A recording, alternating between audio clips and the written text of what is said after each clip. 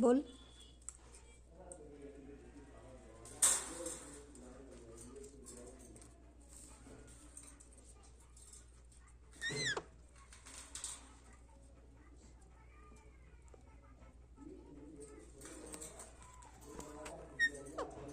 आजा मिट्टू, आजा।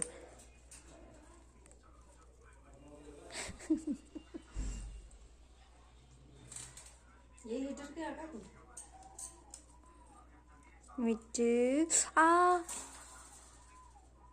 चावल पड़े हैं।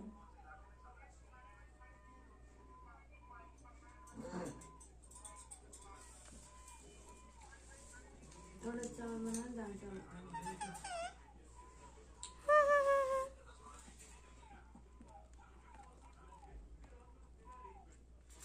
नहीं, मैं थप्पड़ मारूंगी।